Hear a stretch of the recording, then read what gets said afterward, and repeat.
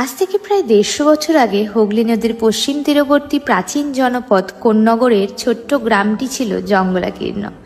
জানা যায় এই জঙ্গলে বাস করত একদল ডাকাত, এবং এই ডাকাত দল বাংলা বছরের প্রথম মাসে অর্থাৎ বৈশাখ মাসে কৃষ্ণপক্ষের কোনো এক শনিবারে মা রক্ষাকালীর পুজো করে তাদের সারা বছরের ডাকাতের আয় উন্নতির কামনা করতেন। শোনা যায় তাদের ডেরায় ছিল প্রকাণ্ড এক বটগাছ, যার নিচে মাটির বেদিতে পুজো হতো মা কালীর, এবং সেই গাছেই বসবাস করত অজস্র শকুন। জনশ্রুতি আছে ডাকাত দল মায়ের পুজো করে মহিষ বলি ও নরবলি দিত। এই স্থানই পরবর্তীকালে কোন্নগরের জাগ্রত শকুন্তলা মায়ের থান হিসাবে সুপরিচিত হয়। আজ আর ডাকাত দলও নেই, আর সেই গাছ জঙ্গলও নেই। তার বদলে সেই স্থানে গড়ে উঠেছে সুবিশাল এক মন্দির। মা শকুন্তলার প্রতিমা তৈরি করতে লাগে দুধ ও দেশি মদ। সূর্যাস্তের পর সন্ধ্যায় প্রায় 150 ভরি সোনা ও রূপার অলঙ্কারে সজ্জিতা হয়ে মা রওনা হন মন্দিরের উদ্দেশ্যে ভক্তদের কাঁধে চড়ে।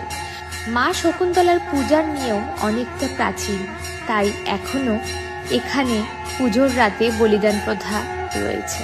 আগে 1001টা পাঠা বলি হলেও এখন তা ক্রমে দাঁড়িয়েছে 5 থেকে 700-তে।